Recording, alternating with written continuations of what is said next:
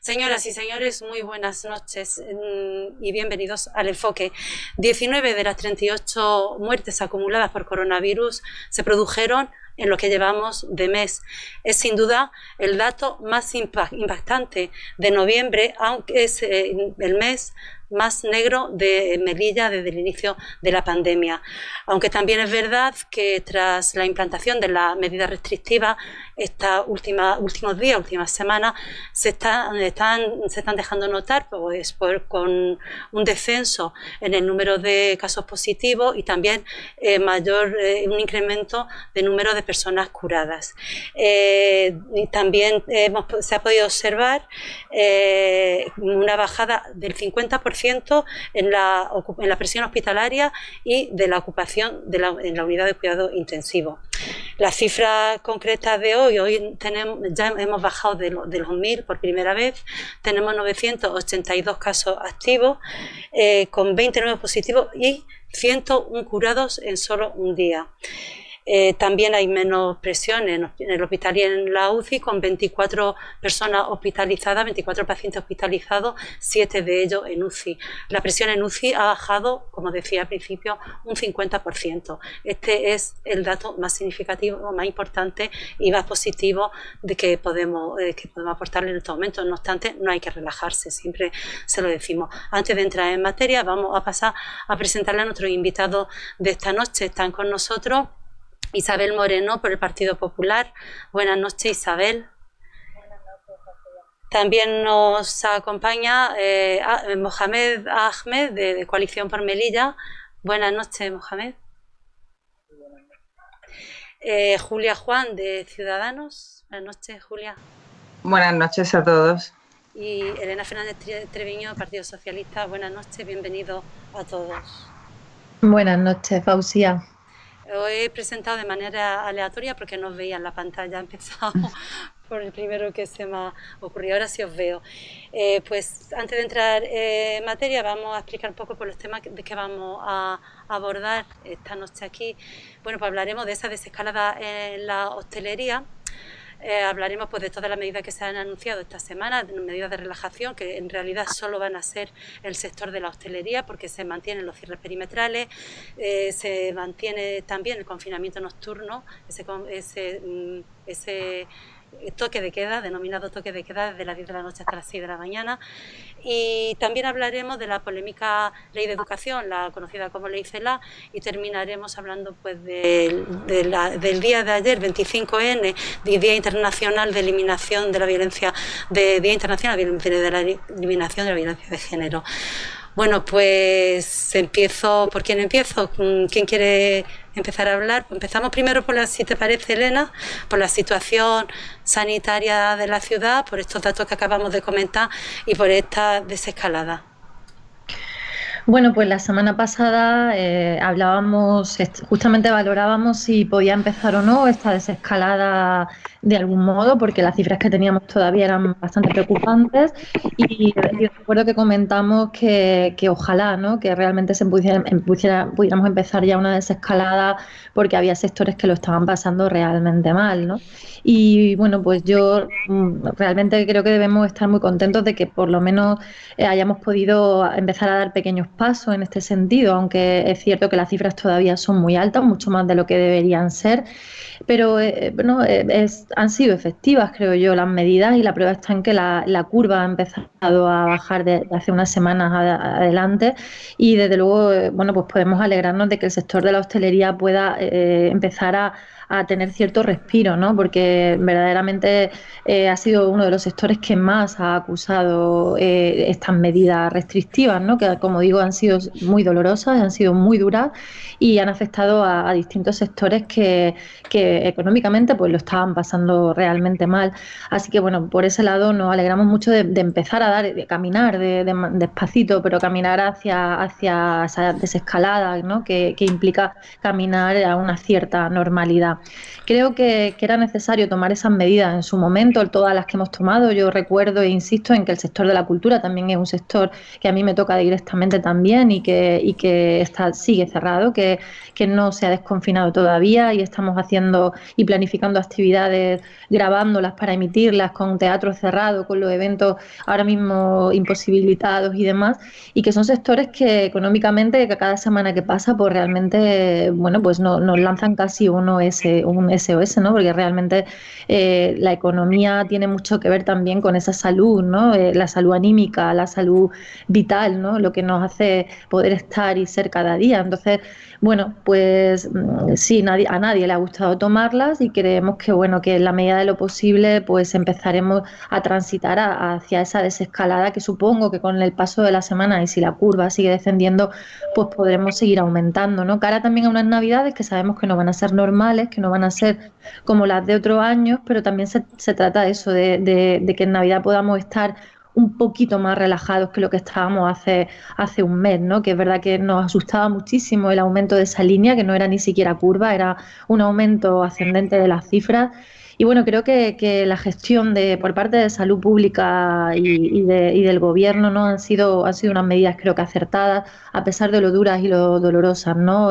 Se pedían otras más duras en otros sectores, se pedía en su momento cerrar también la educación, se ha pensado incluso el confinamiento de domiciliario, pero bueno, pues creo que de momento si seguimos con esta cifra halagüeña, yo creo que de momento no tenemos que endurecer estas medidas, ¿no? Sino todo lo contrario. Julia. Bueno, pues en línea de lo que ha comentado Elena, pues sí, bueno, lo primero que quería es manifestar mis condolencias a los fallecidos, a los que antes te has referido, a sus familias, Fausía, porque detrás de este tema hay personas que lo están pasando mal, desgraciadamente fallecidas, otras afectadas, otras aisladas y personas que están perdiendo empleo y capacidad económica y quería reseñarlo porque no podemos dejar de nombrarlo. Bueno, la desescalada el lunes parece ser que empieza, que se flexibiliza a tenor de estos últimos resultados que parece que son más halagüeños. Hay una bajada en la incidencia acumulada, en los casos positivos, ese semáforo que teníamos luces rojas con los indicadores que nos había puesto el Ministerio de Sanidad, parece que lo hemos solventado, pero no, como recalco lo que ha comentado Elena, no podemos relajarnos bajo ningún concepto. Estamos aplanando un poquito la curva, quizá tímidamente empiece a bajar y además en una semana yo creo que ha sido una bajada bastante espectacular, una bajada importante, pero seguimos teniendo el virus aquí y de cómo sepamos dosificar estas medidas de flexibilización y cómo sepamos comportarnos va a depender los días futuros y más de cara a la Navidad. Y de cara a la Navidad porque anímicamente lo necesitamos nuestras reuniones, necesitamos un poquito mínimo de normalidad porque creo que ya la pandemia se nos está haciendo larga, nos está afectando a todos y sin duda alguna el sector económico de la ciudad, el comercio, lo necesita imperiosamente porque está toda la economía bastante tocada. Creo que las medidas contundentes que se han desarrollado para controlar este pico que hemos tenido recientemente han sido efectivas. Afortunadamente no hemos llegado al confinamiento de la población. Creo que hemos sido bastante responsables, pero la política llega hasta donde llega, las fuerzas de seguridad del Estado llegan hasta donde llegan y ahora descansa el gran peso en la responsabilidad individual. Desde ese punto de vista, no bajar la guardia. También es importante señalar que me ha gustado bastante el endurecimiento de medidas sancionadoras que ha impuesto el consejero de Salud Pública, porque así no pagarán justos por pecadores en hostelería. Me parece acertado y que sean los propios hosteleros, que además tienen esta comisión de seguimiento concertada con la Consejería de Salud Pública, que sean los propios hosteleros los responsables, aunque sea por un régimen sancionador, los que estén más vigilantes del desarrollo de cómo se llevan cómo se llevan esas medidas dentro de sus negocios. Es también bastante, gracias a estas medidas tomadas anteriormente, se van a poder, por lo visto, subir el número de mesas de 10 a 15, personas por mesa de 4 a 6. Bueno, creo que da un respiro. Parece ser que se va a poder a lo mejor habilitar los interiores y que se va a poder ampliar el horario de atención en hostelería. Lo comentado, que me parece que es un pasito, pero tenemos que ser muy prudentes porque nos jugamos los días venideros, que creo que es necesario que lo pasemos como siempre lo hemos pasado, que se parezca un poquito, unas Navidades, que haya alegría en el centro, que los comercios se reactiven y lo comentado, mucha prudencia porque el virus lo seguimos teniendo ahí a la zaga. Isabel. José, una duda que me ha surgido. ¿Vamos a hablar también de la desescalada de la hostelería en otro apartado o ahora hablamos de la hostelería también? No, este apartado, si surge el tema y queréis debatir sobre algún aspecto en concreto, podéis hacerlo. Si no, pues en tu exposición ahora, si quieres tratar el tema en concreto de hostelería, es que si nos entretenemos mucho en un tema, vale, no nos da tiempo a tocar a los demás. Bueno, sí, destacar que pues son buenas noticias, lógicamente. Bueno, antes de nada también me quiero sumar al mensaje de pésame a los familiares y allegados de las víctimas de la COVID en nuestra ciudad, que pues es un drama. Compartimos su sufrimiento y le trasladamos desde aquí pues nuestro cariño y nuestro apoyo y respaldo. Ojalá no tuviéramos que lamentar ni una sola víctima más. Una vez dicho esto, pues lógicamente sí es una buena noticia que disminuya la presión hospitalaria en nuestra ciudad, porque es un tema que era acuciante, que era grave y que era bastante preocupante. Parece ser que las medidas de toque de queda pues ha dado sus frutos. No obstante, tengo que decir que se ha actuado tarde, se ha actuado muy tarde. Se podría haber evitado en gran medida la repercusión tan negativa que ha tenido la COVID en nuestra ciudad. Ha habido una relajación generalizada, empezando por el propio presidente del Gobierno, que en julio decía que heroicamente que habíamos vencido la pandemia, y ya hemos visto cómo esta segunda ola ha venido, sobre todo en nuestra ciudad, mucho más cruel, con más daños posibles. Por tanto, creo que nosotros que veníamos, además de una situación excelente, en relación al marco comparativo nacional, pues luego la gestión del Gobierno no ha estado a la altura de esas circunstancias. Partíamos de un número mínimo de contagios que habían sido pues en gran medida por ese aislamiento que tuvimos en materia de transporte, y precisamente pues habría que haber controlado esos puntos calientes que advertimos desde el Partido Popular, que eran el puerto y el aeropuerto. En agosto celebramos una comisión y se nos dijo, además preguntamos por campañas de sensibilización que nos parecía muy importante, viendo cómo se avecinaba pues esta situación. Nos dijeron que las campañas de sensibilización serían inminentes, que se iban a utilizar los MUPIs de la ciudad, que bueno, eso mismo también habíamos propuesto, y ya hemos visto que las campañas que se están haciendo a través de Televisión Melilla, que es bastante loable por otro lado, pero son recientes en el tiempo. También se dijo que la app COVID iba a estar también en agosto, se nos dijo que iba a estar en funcionamiento de forma inminente. Ya hemos visto que no. Otras medidas necesarias, test masivos, que llevamos reivindicando desde la primera ola, porque era una clave fundamental, hacer test.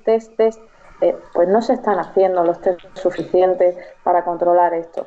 Las patrullas COVID, las patrullas especiales de la policía local, llevan meses reclamándolo y además son absolutamente necesarias en nuestra ciudad, y también hubieran ayudado a evitar esas cifras críticas que hemos alcanzado, porque hubieran podido controlar a las personas que estaban en cuarentena, que se le han estado saltando, habrían podido hacer un control más especializado de la hostelería, que hubiera evitado medidas drásticas que a lo mejor no era necesario adoptar, y además podrían haber controlado perfectamente la situación de los barrios donde se estaban produciendo pues importantes desajustes que pueden haber dado lugar a esa proliferación de los contagios o esa situación tan dramática que hemos tenido que padecer al final todos los melillenses.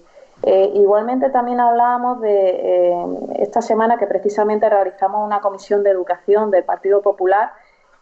Hablábamos del protocolo, esto es un protocolo a nivel nacional, lo sabemos, a los 10 días de que la persona haya dado positivo, se vuelve a incorporar a su puesto de trabajo sin una segunda prueba de confirmación, y entendemos que es un protocolo equivocado y errado, máxime en general, pero máxime en un ámbito como el educativo, donde se producen esas aglomeraciones. Por tanto, yo creo que ahí Melilla podría hacer el esfuerzo de pues reconsiderar este protocolo y ser más certero en pro de la salud pública. Al final estamos hablando en invertir el presupuesto en salud pública, que es algo positivo para todos los melillenses.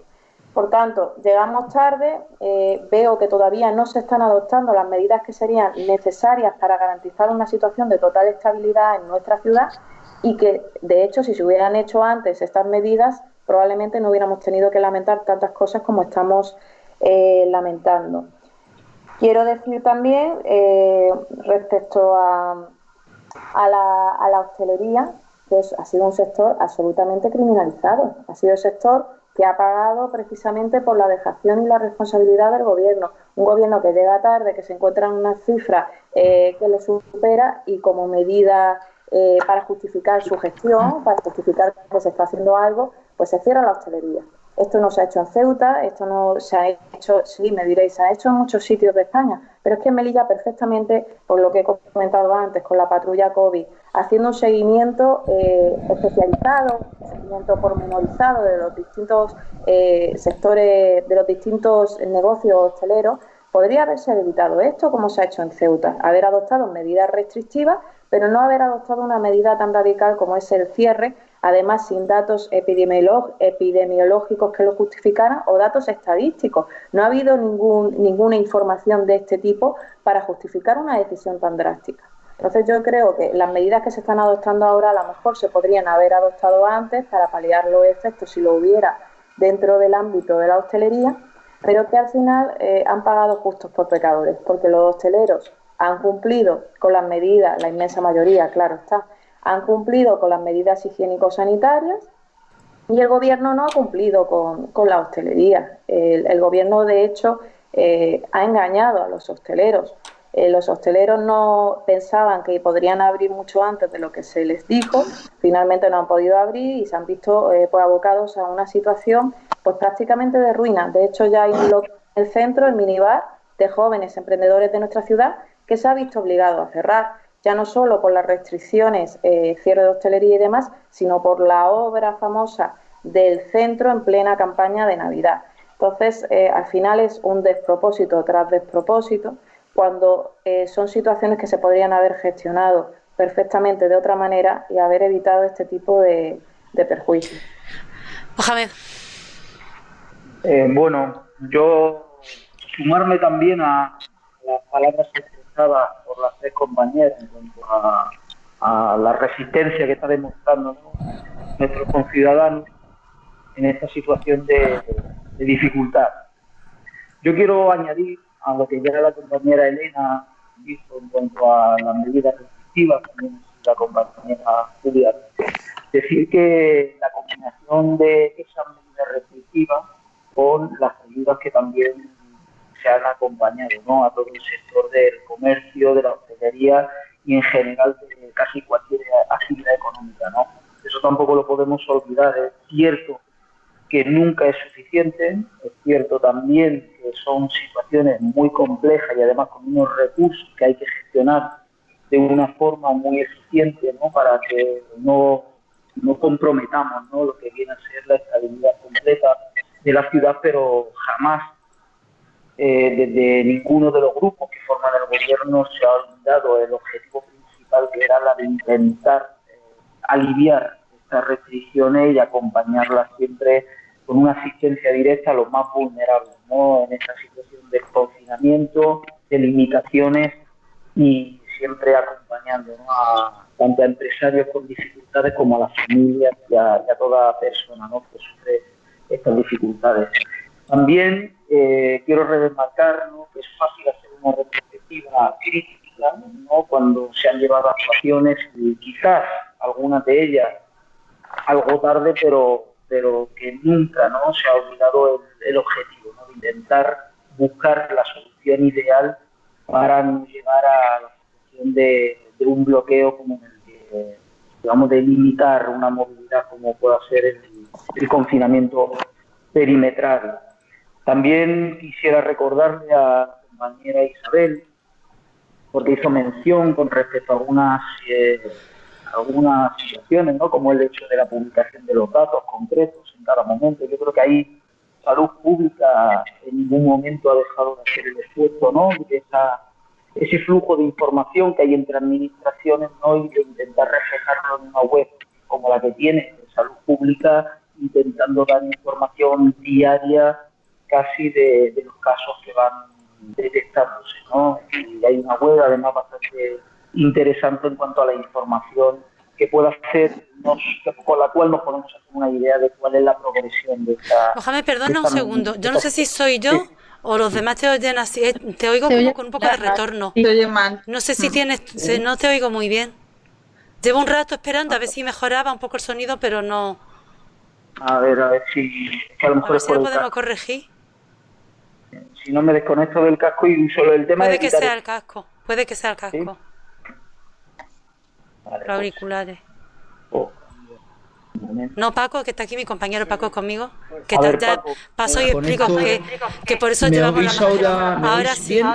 Ahora mejor. ¿Y el eco bien? Ahora perfecto. Pero se te Perfecto, acopla pues el no sé si sonido. no hace falta que repita, ¿no? Toda la... No, se te ha No. escuchado. Vale. Pero se acopla, ¿no? Entonces, Tiene que bajar un poquito el volumen, ¿no? Sí, se está acoplando. ¿Bien? Ah, Vale, dile que pulsen ahora audio. ¿Hay retorno? Desactiva el audio, venga, que hable. ¿Quién tiene que desactivar el audio? No, ¿Nada? ¿Bien? ¿Está desactivado el audio o lo que no? Venga, Susana, esta pequeña incidencia, cuando podemos continuar. Perfecto. Bueno, decía que creo que el último punto que estaba tocando es el tema de la publicación, ¿no?, que se estaba haciendo de toda la información de los positivos que se iban detectando. En cuanto al planteamiento de qué modelo, ¿no?, es el ideal, ¿no?, para afrontar la situación de reducción de todos los contagios, a mí me gustaría hacerle la pregunta a Isabel, que es la que un poco es disonante en cuanto a lo que hemos venido expresando el resto de compañeros, es si el modelo es el de Madrid, extrapolable a todo el país, o si la opinión que en su momento el Grupo Partido Popular, cuando las primeras declaraciones de estado de alarma, decía que era suficiente con una ley de salud pública, cuando se ha demostrado, ¿no?, que con esa ley de salud pública no era suficiente, y más que nada por la situación de Madrid, ¿no?, que es la primera que en un estado de alarma, digamos, acotado, se declara en rebeldía prácticamente, ¿no?, y estamos en un estado de alarma. Imaginemos si lo hacemos solo a través de una ley de salud pública. Yo creo que, olvidando esas diferencias, y hoy ha habido una expresión de ese sentido, ¿no?, de aunar esfuerzos tanto desde el lado de oposición como desde el lado de gobierno, y en la comisión, ¿no?, Isabel, la que hemos estado esta mañana, que hemos podido celebrar y por fin, ¿no?, crearla, nombrando a la presidencia, a la vicepresidencia, y el lugar ideal donde verter cada uno de los grupos de la Asamblea, digamos, debatir, ¿no?, el foro ideal para que todas esas medidas, intentar conciliar las diferentes perspectivas o los diferentes planteamientos para ir hacia una reducción máxima de los contagios. Y yo creo que indiferente, o no indiferente, sino olvidando un poco los errores o aciertos anteriores, yo creo que vamos caminando todos cada vez más concienciados sobre la necesidad de la unión, sobre la necesidad de la cooperación y la combinación de esfuerzos para ir a la línea que todo el pueblo nos reclama, ¿no?, y es la de intentar volver a una normalidad máxima en el tiempo mínimo. Sí, Isabel, bueno, contéstale y luego... Activa el micro. Isabel, activa el micro, por favor. Tenéis desactivados los micros, Elena, y Julia también. Podéis activarlo, Elena. Y tú también, Julia. Vale. Vale, ahora. Sí, contestando a Mohamed, cuando yo hablaba de la información información que ha faltado, información estadística, me refería concreta al sector. Por ejemplo, en Ceuta, el gobierno, concretamente el consejero de Salud Pública, salió en defensa de la hostelería diciendo que era un ámbito donde no había prácticamente contagio, apenas un 0,2%, y ofreció estas cifras. Dijo que el núcleo de la problemática de transmisión estaba en torno a las reuniones sociofamiliares. A ese tipo de transparencia y a ese tipo de información pormenorizada me refería, que no había habido un dato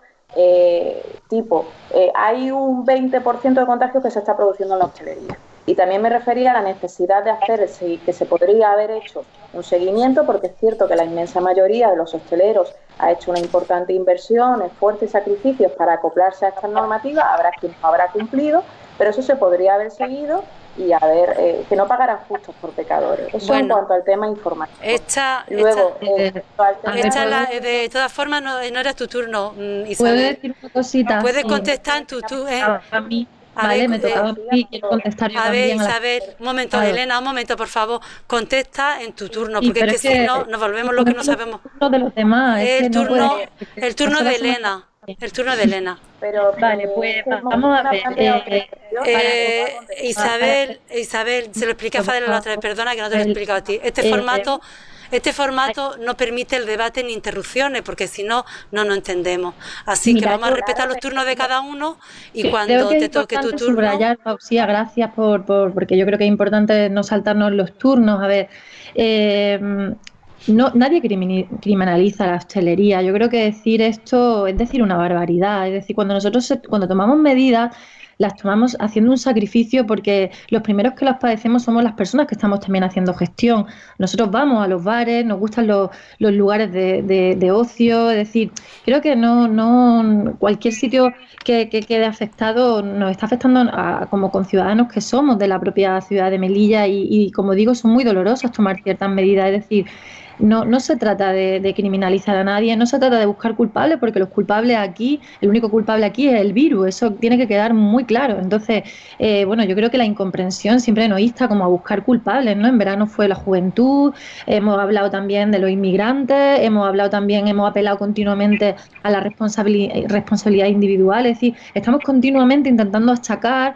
esta pandemia que nos atraviesa a alguien, ¿no? Algún culpable de algún lado y demás. Y no. Cuando tomamos medidas las tomamos porque entendemos que cuando hay una transmisión comunitaria en la ciudad, todo es vector de contagio. Y en unos lugares, ¿no? Reuniones sociofamiliares también, pero se sabe que en lugares donde no se pueden guardar las distancias ni las mascarillas, que van a mezclar a personas que vienen del trabajo, de grupos de amigos y demás, y donde no se va a poder garantizar esa mínima barrera de seguridad, como es una mascarilla y una distancia, se tienen que cerrar. La cultura ha sido ejemplar en esto, y si me pones el ejemplo de Ceuta, Isabel, te diré que Ceuta ha cerrado la cultura durante todo el verano, la cerró después del confinamiento y prácticamente no la ha abierto. Es decir, que cada ciudad toma de unas medidas. Y además es inoperante seguir circulando esa idea continua de que aquí hay que buscar un culpable y de que tenemos soluciones mágicas, ¿no? Jugando a capitán a posteriori siempre, es decir, llegando tarde.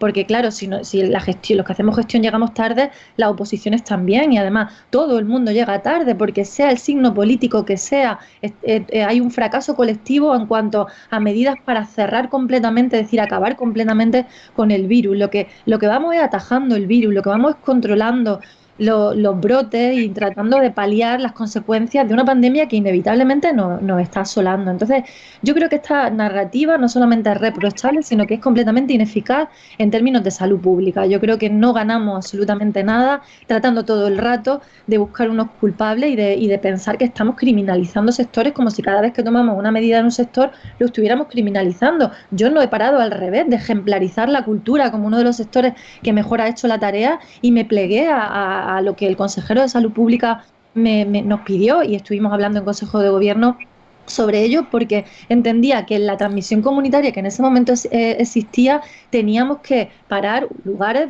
que eran lugares cerrados donde inevitablemente se juntaban 100 y pico personas, ¿no? Y de hecho la desescalada plantea hacer eventos en lugares lo más abiertos posible. Hemos hecho una desescalada en los espacios abiertos salvaguardando los cerrados. Es decir, son medidas quirúrgicas que no nos gustan absolutamente a nadie, pero no creo que traten de criminalizar absolutamente a nadie. Yo creo que este discurso se ha quedado ya obsoleto y si no vale para la gestión de este gobierno que tiene un signo político, no vale para ningún gobierno en ningún sentido, ni con ningún signo político, porque está pasando, gobierne quien gobierna, y tienes a Madrid que tomó unas medidas y no le sirvieron y estaba con unas cifras malísimas y de repente pues empezó a irle mejor pues porque supongo que algunas de las medidas que ha tomado han ido funcionando. Es decir, aquí obviamente lo que hacemos es tratar de paliar los efectos de la pandemia, seamos el signo político que seamos, pero claro, cuando lo hace el signo contrario nos parece muy mal y nos parece que se nos ha ido de las manos y que la gestión ha sido pésima, pero cuando lo hacen aliados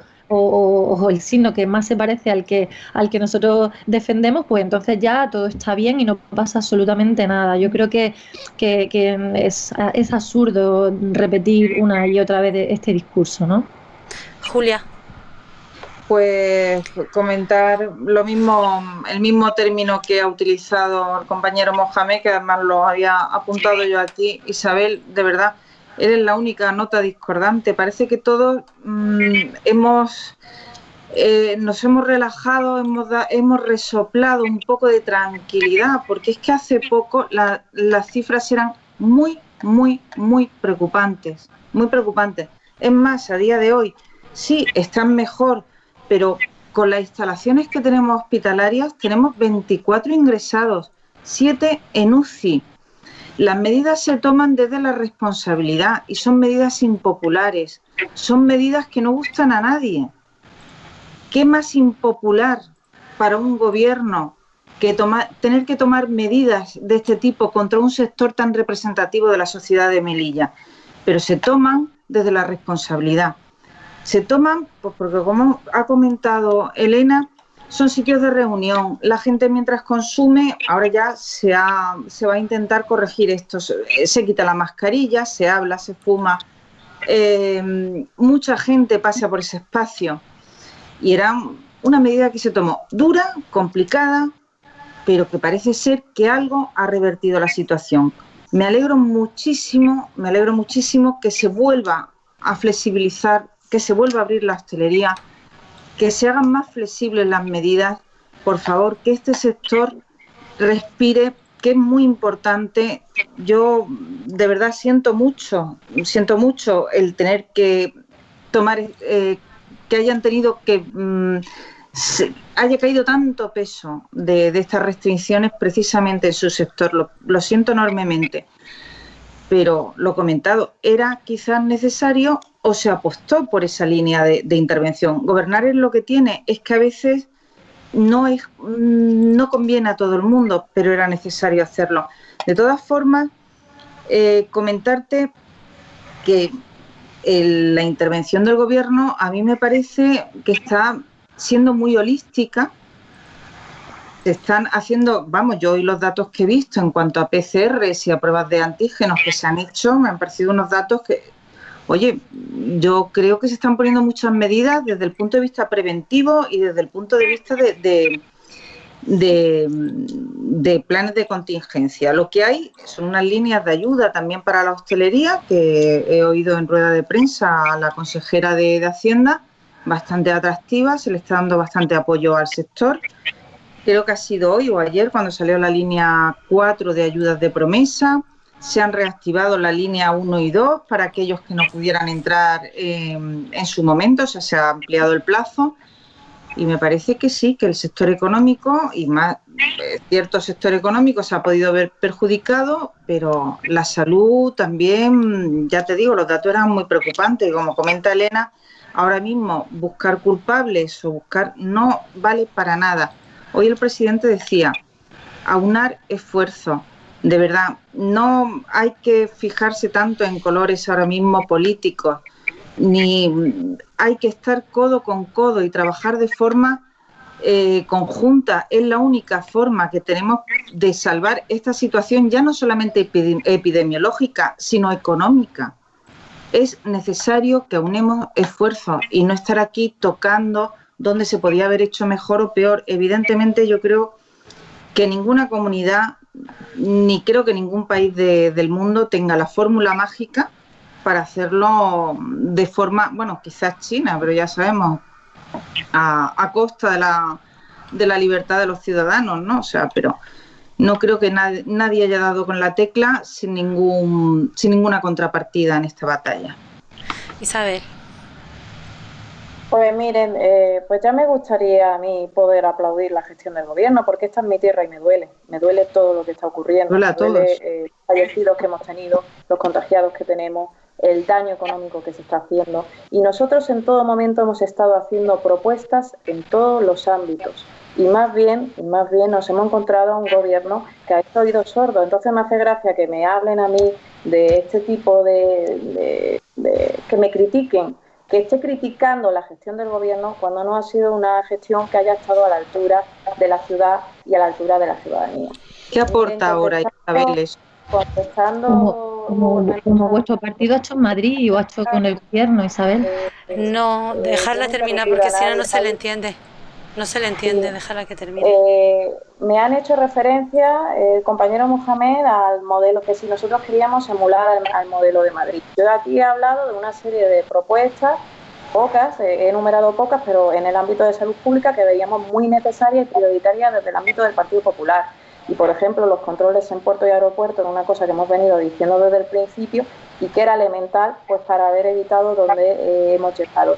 El tema de la comparativa con Madrid, además, es escabrosa, porque ahí ha habido una persecución política con mayúsculas. Estamos hablando de que el Estado, el Gobierno de la Nación, les declara un estado de alarma de forma arbitraria cuando tenían menos de 500 casos, con unas cifras que están alteradas con la realidad, y cuando nosotros pedimos el estado de alarma con una incidencia acumulada de más de 800 casos y con unos datos muy preocupantes, el Gobierno de la Nación nos lo negó. Entonces eso a mí me parece deleznable y me parece bastante perverso.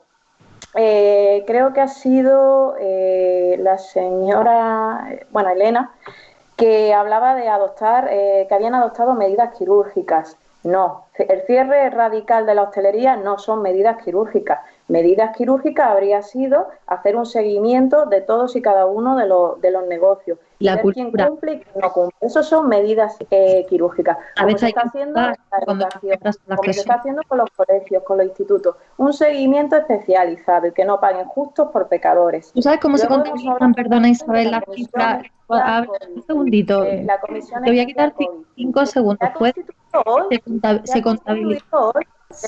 No me escucho, es que está hablando alguien. No, yo que decía que se contabilizan brotes dentro de la hostelería cuando viene de los trabajadores de la propia hostelería. Por favor, me gustaría terminar de contestar. No se entiende ninguna de las dos. No, que le decía un segundo, quería parar 5 segundos, igual que ella me ha parado antes 5 segundos de mi intervención. Elena, ahora le puntualiza. Ahora cuando ella acabe se lo puntualiza. Déjala que acabe, por favor. Vale, que le den al micro. Dale al micro, Isabel. Dale al micro, Isabel. Isabel, dale al micro. Creo que todo lo tenéis muteado. Elena, ¿tú también? ¿No? Sí. Estamos a 26 de noviembre y hoy hemos votado la constitución de la comisión de quién va a ser el presidente y el vicepresidente, sin una hoja de ruta, sin una planificación ni nada. Desde una comisión, la Comisión Especial COVID, que era innecesaria porque este trabajo lo podíamos llevar haciendo desde septiembre en la Comisión de Salud Pública, pero bueno, había un empeño en constituirlo por los motivos que fueran. En septiembre se publica en el BOME y hoy, 26 de noviembre, se está votando quién es el presidente y el vicepresidente. Y me estáis diciendo que no se va tarde. Pues claro que se va tarde, llegamos tarde a todos, con una campaña de Navidad a la vuelta de la esquina. Julia decía que las decisiones se toman desde la responsabilidad. Pues precisamente desde la responsabilidad fue cuando el consejero de Salud Pública, en septiembre, con unas cifras graves, pero no tan críticas como las que hemos llegado a tener, le pedía en rueda de prensa al presidente, al señor Castro, que solicitara al Gobierno de la Nación el estado de alarma. Y es que nadie le hizo caso, ya no solo el señor Castro, ni siquiera su compañera de gobierno, ni la señora Rojas, ni mucho menos el ministro. Nadie hizo caso a este consejero cuando pide ese estado de alarma. A lo mejor, bueno, a lo mejor no, es que seguramente habríamos evitado muchos males en ese momento, porque era un momento que ya se iba tarde, pero no tan tarde, y desde luego se podría haber evitado muchos de los males que hemos tenido que padecer en los meridianos. Y luego las líneas de hostelería, las líneas de ayuda de hostelería, es una absoluta vergüenza. La inmensa mayoría de los hosteleros todavía no han cobrado las ayudas de marzo. Han sido unas ayudas farragosas a la hora de solicitarlas. Y luego además son insuficientes. En declaraciones del propio presidente de la Asociación de Hosteleros dice que no llega ni a cubrir, en la inmensa mayoría de los casos, ni en una tercera parte de los gastos que los que han incurrido. Que aunque dieran el triple de las ayudas, no cubrirían todos los gastos porque han tenido que endeudarse, han tenido que pedir créditos, todos los gastos que han tenido que asumir, que se han tenido Pido que brevedad, romper la por favor, cabeza. si no, no tocamos los otros temas. Pido brevedad. Ya, no solamente iba a decir 10 segundos, Pausía, puedo 10 segundos solamente de tiempo para decir que los datos que da con respecto a los brotes dentro de la hostelería no son ciertos o no son reales, vamos a decirlo así, porque solamente se contabiliza un brote cuando es algún trabajador de dentro del sector hostelero el que es positivo y puede contagiar, pero si se producen los grupos que están sentados en esas mesas, estén fuera o estén dentro, eso no se considera brote dentro del sector hostelero. Ahí está quizá la falta de contabilización de muchos porque eso se puede considerar más reunión sociofamiliar o entre amigos, ¿no? Y realmente eso nos desvía bastante de la situación real, ¿no? No se contabiliza como brote dentro de la hostelería. Mohamed, por favor, os pido brevedad, por fin, por favor. Sí, no se oye. Creo que activa tu micro, Mohamed, por favor. ¿Ahora se me oye? Ahora. Perfecto. Digo, Isabel, que el daño económico siempre es malo, pero es peor cuando ocurre en una situación de pandemia como la que nos ha pasado ahora. Y yo quiero recordar un daño económico que además es más que inoportuno, dañino hasta no sé qué punto todavía, ¿no? Y es el hecho de devolver dinero en plena pandemia. Es algo que pasó en el pleno anterior y fue algo que ocurrió por una mala gestión del anterior ejecutivo. 3,6 millones que se van a devolver, más el resto de asuntos que no se procesaron de forma correcta. Pero por eso digo que devolver dinero siempre es malo, y más en esta situación, Isabel. El daño económico siempre hay que intentar, en la gestión económica que se hace por ejemplo, de un municipio, en el caso de una autonomía, es intentar siempre buscar la eficiencia máxima indistintamente de si estamos en pandemia o no. ¿Por qué? Porque cuando nos ocurre una pandemia como la que tenemos, el daño es doble. Luego también, en cuanto al planteamiento de la mención que hice a lo de Madrid, Isabel, si es que incluso ni en el propio Partido Popular hay una idea única con respecto a cómo se debe afrontar esta situación. Pongamos el ejemplo de Castilla y León, ¿no? Castilla y León sí ve una necesidad de restricción, de confinamiento, y luego tenemos a otra comunidad, como es el caso de Madrid, donde se habla de lasitud completa o casi absoluta de las medidas restrictivas, pero por una cuestión de afrenta política, porque no se busca intentar reducir el daño que se le causa a todas las personas, indistintamente de su situación, sino es por una cuestión de afrenta política. Es decir, yo soy la Comunidad de Madrid, probablemente la autonomía con mayor relevancia económica del país, y a mí no me reduce un gobierno, da igual de donde sea. Ha sido eso lo de Madrid, porque luego vemos León, y León sí, incluso se va a niveles de restricción mayor que otro gobierno, incluso del Partido Socialista. Así es que, por eso digo que hay que salirse de esa afrenta política y ir planteándose las mejores soluciones para la ciudadanía, no tanto buscar ese desencuentro y esas fricciones políticas, porque yo creo que hay otros momentos, ¿no? Y este es el más inoportuno para hacer ese tipo de enfrentamiento. Y luego otra cosita también, y ya con referente a otra mención que hizo Isabel ante el tema de la promesa, ¿no?, de la aplicación Radar COVID.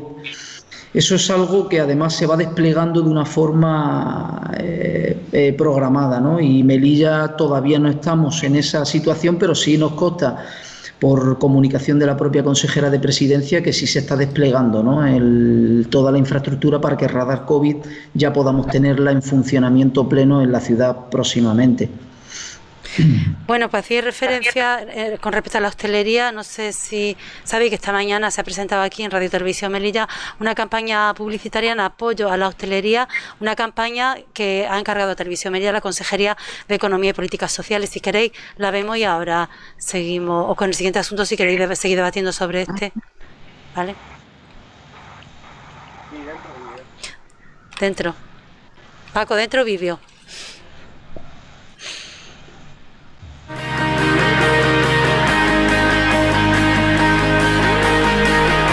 ¿Te suena eso de sin hostelería no hay economía? ¿Y si ahora nosotros les echamos una mano? Con su sacrificio han ayudado a frenar los contagios.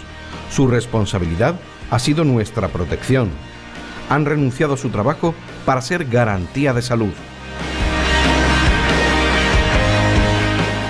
¿Y ahora qué? Ahora llega nuestro turno. Nuestro turno de disfrutar de forma segura. Es el momento de ser responsables. Tenemos la ocasión perfecta para cumplir con nuestra parte del trato. Ayudemos a la hostelería a hacerlo bien. Seamos seguros, seamos locales.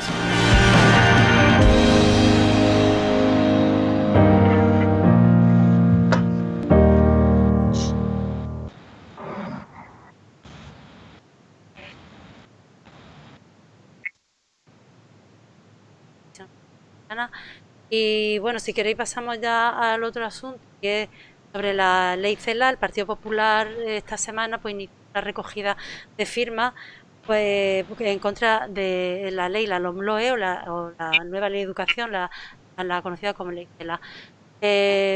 Seguimos por el orden inicial. Empieza Elena, o si queréis lo invertimos y que empiece Isabel explicando el motivo de la... Seguimos ¿vale? El orden inicial. Elena. Como queráis, vale.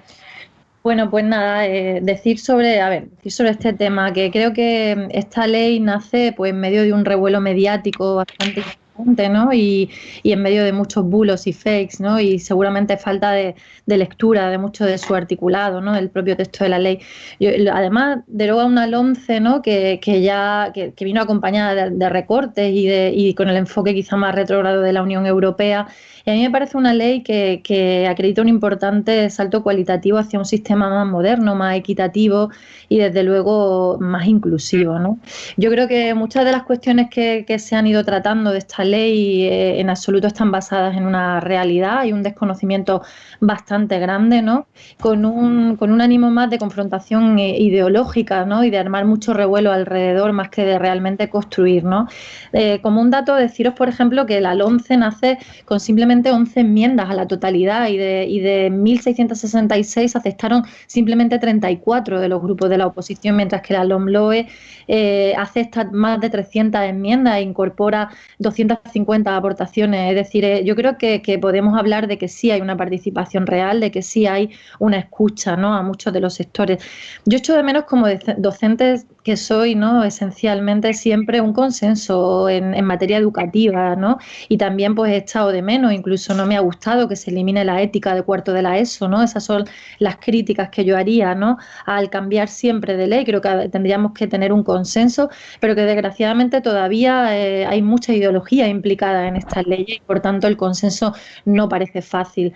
Creo que hay muchas de las cuestiones que podemos ir debatiendo, pero que se han dicho muchas medias verdades o absolutas falsedades, incluso respecto a qué se va a hacer con el tema de los colegios para niños de educación especial, niños y niñas de educación especial, que en absoluto se decía que iban a desaparecer, sino que más bien la ley lo que hacía era promover que los coles ordinarios cada vez fueran más inclusivos, que yo creo que eso es algo que muchísimas familias desean, y en absoluto elimina a los colegios de educación especial. Sabemos que hay momentos, hay determinados niños y niñas que necesitan una atención individualizada y que van a seguir yendo a los colegios de educación especial. Tampoco es verdad que se elimine el castellano, sino simplemente se recoge lo que se recoge en la Constitución, ¿no? El castellano convive y cohabita con las lenguas cooficiales, y creemos que para nosotros, yo creo que las lenguas son motivo de unión y de orgullo, ¿no? Es simplemente reconocer una pluralidad lingüística del país y llevarla a cabo, tal y como la Constitución lo recoge, ¿no? Creo que además es una ley, y creo que es muy importante decirlo, que avanza muchísimo, da un paso enorme en materia coeducativa. Desde el principio nos está recordando que hay que, quizá la más de todas, la que más recoge los principios de igualdad y de erradicación de la violencia de género, está desde el principio del articulado, la exposición de motivos, y no solamente recoge las leyes ya en materia de erradicación de violencia, igualdad y demás, sino que además anima a seguir cumpliendo todos los puntos del Pacto de Estado y la Agenda 2030. Y bueno, creo que tampoco menoscaba, ¿no?, la educación concertada, simplemente que lo que dice, bueno, que hay que apostar por lo público, ¿no? Podríamos luego entrar, si queréis, más en lo concreto. Entonces yo creo que lo primero que había que hacer es leerse el propio texto de la ley para desmontar muchos de estos bulos, de estos fake, ¿no? Se alude a una libertad que me gustaría saber de quién, ¿no? Porque el uso de la palabra libertad por parte de los sectores de la derecha y de la ultraderecha se usa a veces de una manera sesgada, ¿no? Yo diría que libertad para quienes, ¿no? Porque si es libertad para quienes tienen recursos, bueno, muy bien, pero también hay que utilizar el término libertad en un sentido mucho más amplio, ¿no? Una libertad que nunca implique adoctrinamiento, y una libertad que tenga que ver mucho con las políticas sociales, que son las que recoge también la propia ley. No quiero enrollarme más para que haya más turnos de parte, ¿no? No se te oye, Julia. Tienes desactivado el micro. ¿Ahora? Ahora sí. Bueno, pues empezar comentando que la política, el sentido de la política es resolver problemas, es conciliar intereses y resolver esos problemas de la forma más justa posible. Y el sentido de la educación es educar niños y jóvenes, y no al servicio de una fórmula política buscando una igualdad social. Para mí son ámbitos diferentes, y creo que esta ley aquí empieza un poquito donde dejo de entender un poquito el sentido de esta ley, porque pienso que si la educación es buena, ya valdrá para inculcar realmente, o para que el individuo entienda el concepto de igualdad social. No creo que haya que mezclar estos conceptos, y aquí es donde empieza una injerencia política y educativa que no es nueva. Vamos, yo he estado haciendo recopilación, y en los años que llevamos de democracia, son 8 leyes educativas. 8 que tocamos como a 5 años. Quiere decir, es que esta ley, Elena, ha nacido para ser el próximo gobierno. Si no es un gobierno de izquierdas, va a ser derogada, saldrá otra, porque es que hay 8 leyes. Una, se inició la democracia, una en 1970 y otra en 1980, 1985... Perdona que te interrumpa. Sí. Os pido mucha brevedad, nos quedan 8 minutos de programa y me gustaría tocar otro tema. Vale. Aunque sea una breve referencia al 25N, por favor. Vale. Con esto quiero decir que realmente la ley de la educación se debería de afrontar desde un pacto nacional por la educación, con la inclusión de todos los partidos, porque es un verdadero disparate. Gobierno de izquierdas, ley de izquierda. Gobierno de derechas o del Partido Popular, ley adecuada a los intereses políticos del Partido Popular. Es un auténtico disparate.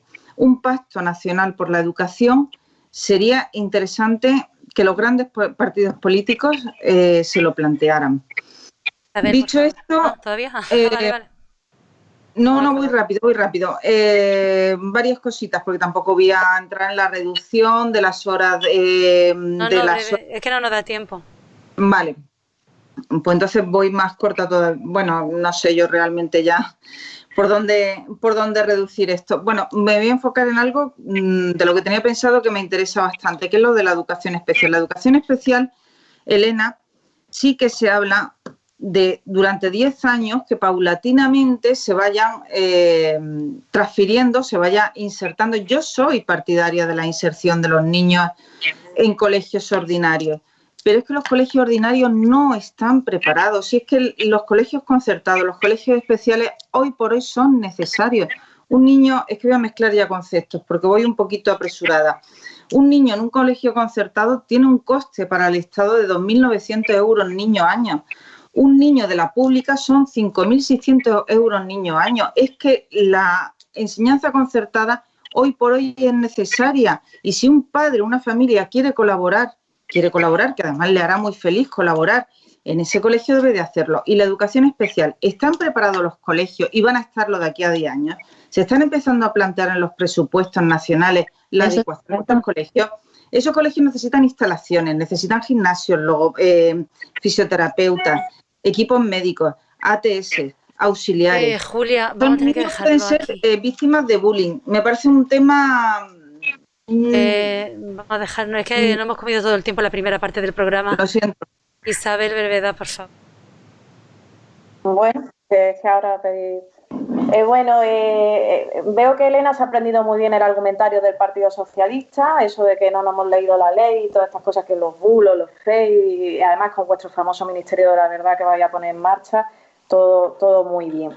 Precisamente Alsina, el otro día en Onda Cero, le preguntó a la ministra de Educación, Isabel Celaá, los millones de manifestantes no se habían leído la ley. La contestación de esta ministra fue colgar el teléfono y nunca más se supo de ella. Miren, esto no es un movimiento, el Stop Ley Celaá no es un movimiento que nazca del Partido Popular, es un movimiento que ha nacido de la sociedad civil. Y usted, alentado por vosotros también, que ha hablado de consenso, es la primera vez en la historia que se gesta una ley al margen de la comunidad educativa. Es que aquí no ha habido ningún consenso. Aquí lo que hay es una contraprestación para... Yo no no la interrumpo. Por favor. No vamos a acabar. Lo que hay aquí es una contraprestación para mantenerse en el poder ese gobierno Frankenstein que estamos padeciendo a nivel nacional. Entonces me hace gracia que se hable de consenso cuando la ley carece del más mínimo consenso. Lo que se está es pues precisamente hipotecando el futuro, el presente y el futuro de las nuevas generaciones. Mire, actualmente, de hecho, en cuanto a la educación infantil, hay un movimiento de muchas entidades y muchos colectivos que hablan de educación inclusiva sí, especial también, porque esta ley va a generar mucho daño. Hay que saber que más del 80% de los niños con necesidades especiales están actualmente integrados en centros ordinarios. Y esta es la libertad, Elena, porque son los padres los que han decidido si sus hijos iban a centros ordinarios o a centros de educación especial.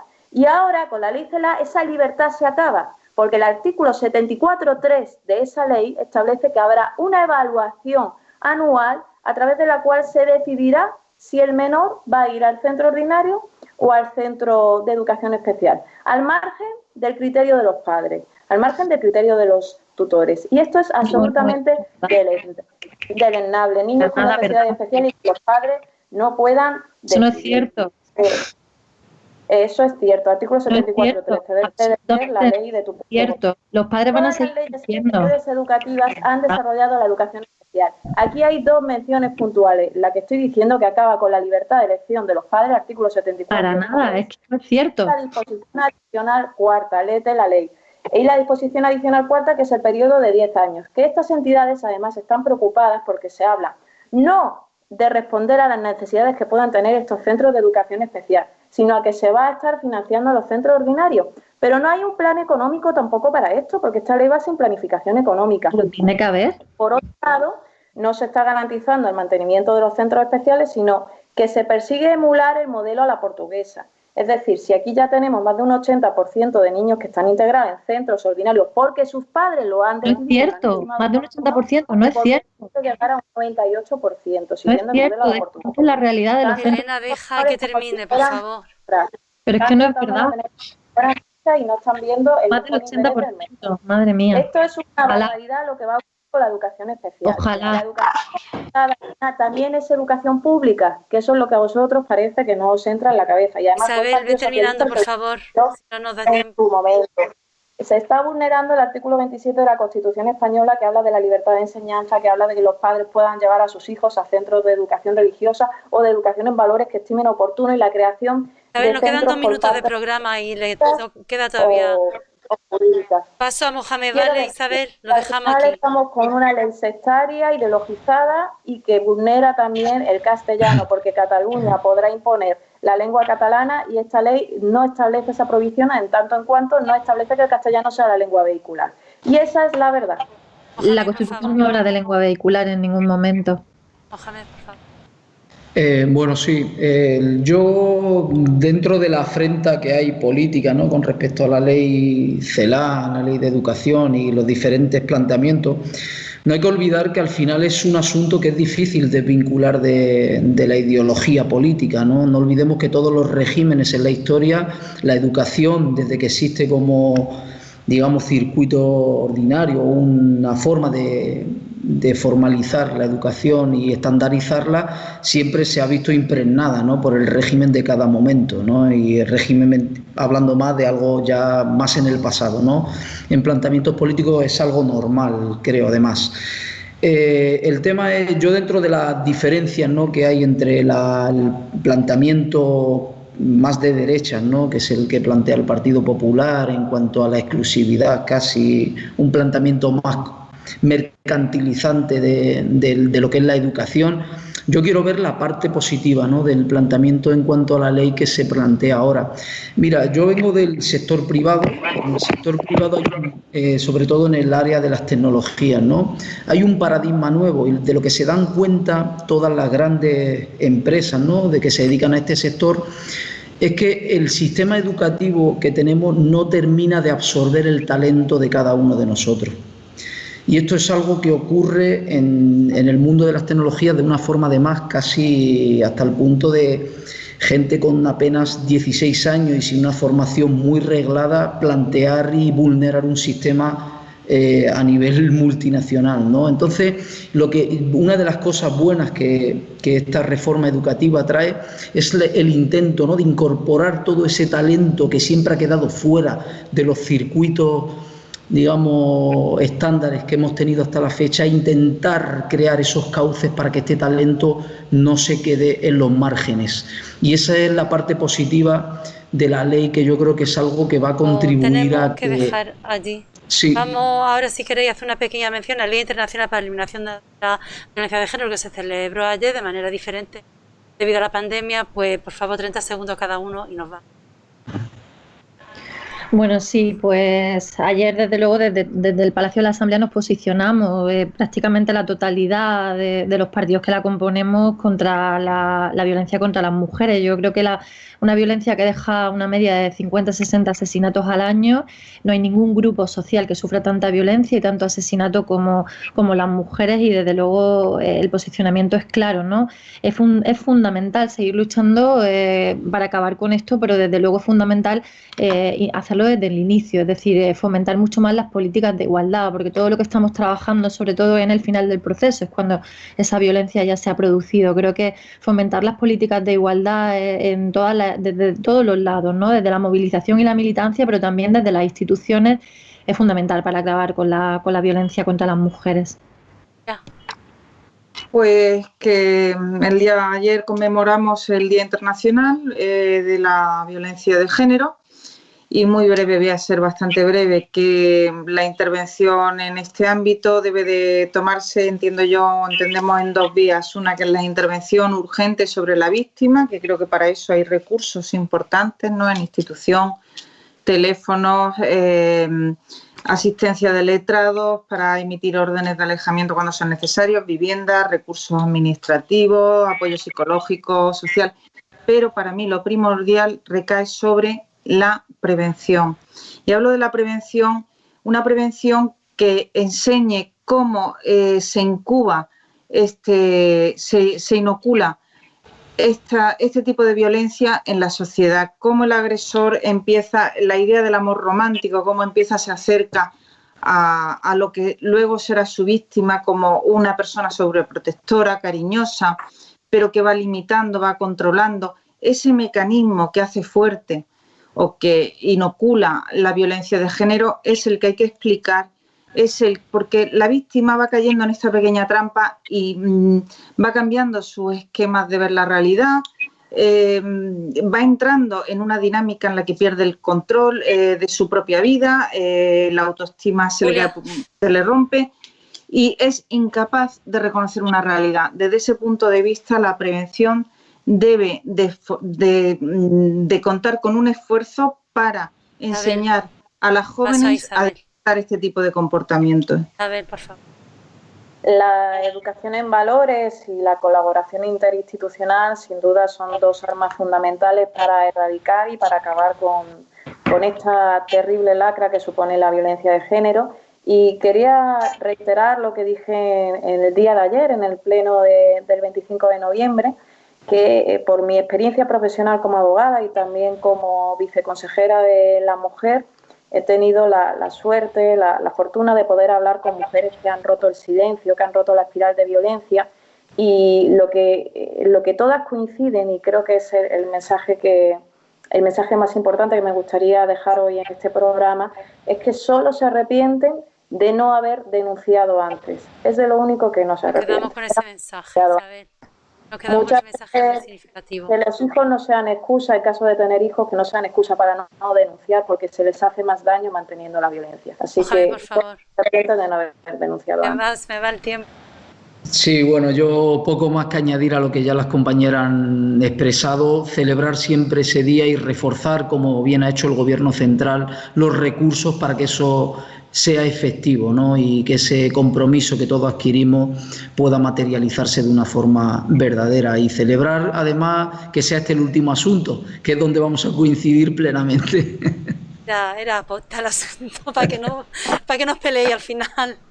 Bueno, pues muchas gracias a los cuatro por participar, por estar con nosotros, por acompañarnos esta noche, y hasta la próxima. Gracias de verdad y buenas noches. Muchas gracias. Y a ustedes emplazarles para la semana que viene. Les volvemos a rogar que respeten las normas higiénicas y que